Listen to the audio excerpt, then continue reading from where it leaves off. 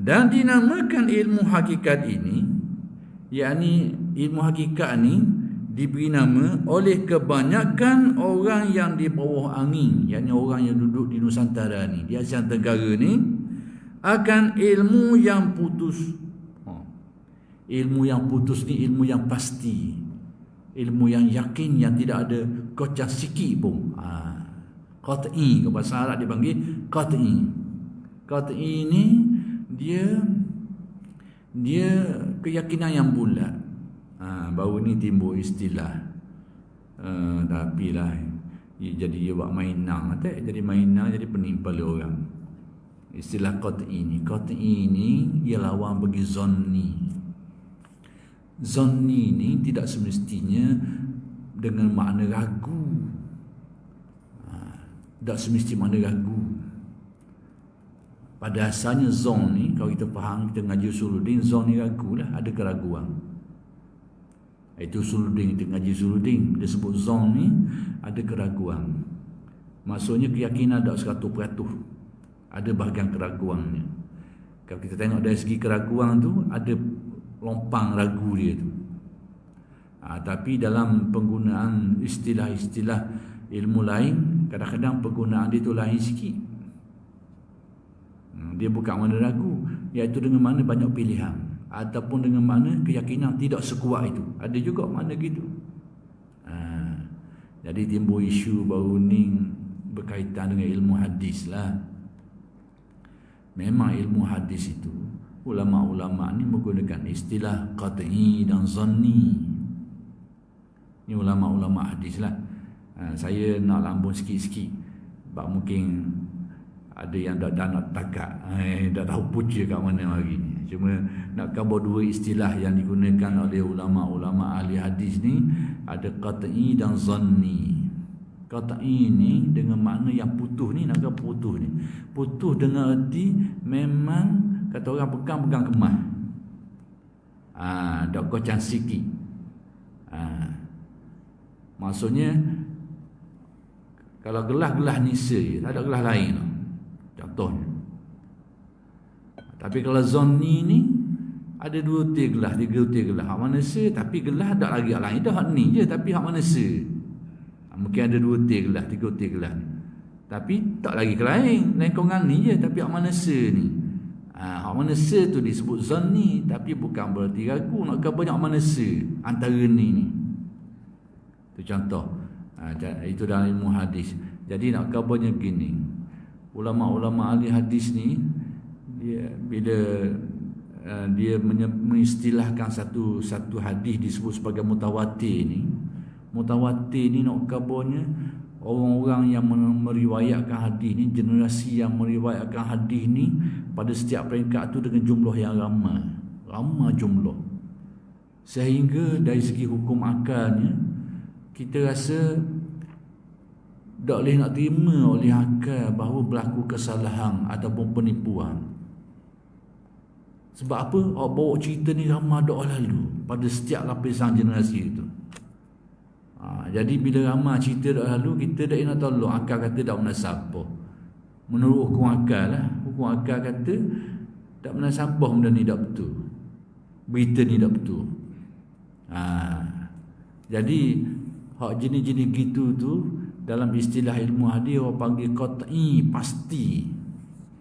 Pada menurut hukum akal.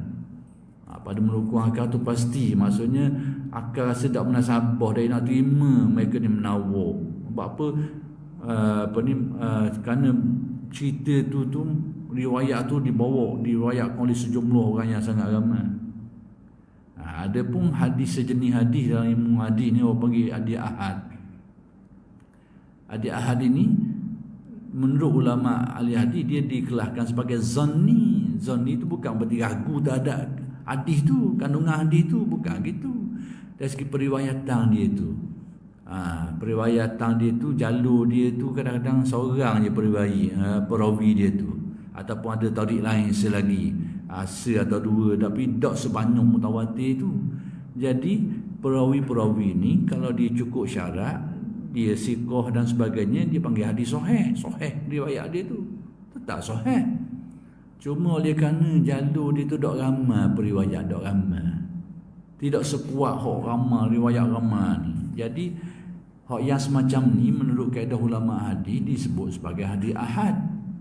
Kena sebut kepada jalur dia tu seorang je periwayat, ataupun adalah jalur lain selagi atau sebagainya.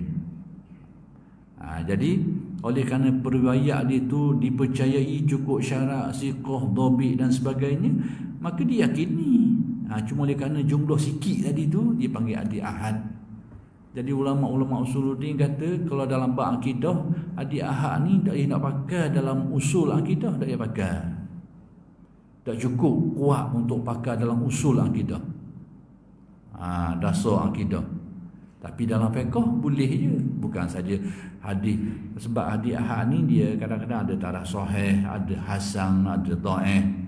Dari segi dari segi perawi tu, orang yang meriwayatkan hadis tu.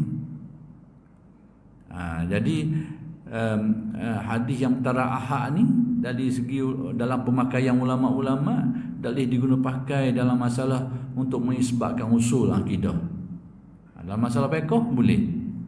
Bukan saja hadis tu, hadis dhaif pun dipakai. Dipakai, Imam Ahmad pakai, dalam mazhab Hambali pakai hadis dhaif. Kita je hari ni, oh tak boleh hadis dhaif, oh tak boleh hadis dhaif. Alim sangat kita ni. Alim sangat kita ni. Imam-imam dulu pakai dalam mazhab-mazhab tertentu pakai hadis dhaif ni setelah ada hierarki dia lah pemakaian berhujahnya tu. Tapi dalam setengah manhaj fiqh ni hadis dhaif tu dipakai. Macam kita hari ni saja je selingang sementara sebut ingat. Kita mengaji sejak dia kecil. Bila salam, Assalamualaikum warahmatullahi, pertama, kedua salam, lepas tu kita sapu muka baca doa. Sejak dulu kita mengaji, kita amal benda ni. Guru kita ajar dari dulu, kitab-kitab yang kita belajar pun ada sebut benda tu. Hari ni timbul tak boleh buat. Tak boleh amal benda tu hari ni. Memanglah hadisnya tu hadis dhaif, tapi ada hadis sekalipun dhaif, maka dalam mazhab dipakai, boleh pakai dalam fadailul amal. Itu dianggap bukan dasar buku asas sembahyang dia tu. Tapi nak kabarnya hari ni nak sampai ke tahap orang kita hari ni nak kabar aling sangat, konon-konon mengaji tu ni ni dak kena, ni dak kena. Aling dak lalu. Alim dah lagi telajak benda telajak ni tahu saja je jatuh gaung lah bila telajak ni.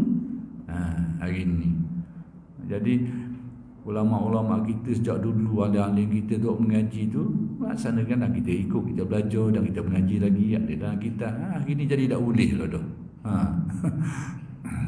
Nak beri contoh lah, nak beri contoh bahawa amalan tu memang ada hadis dan hadis yang dhaif. Tapi hadisnya ada.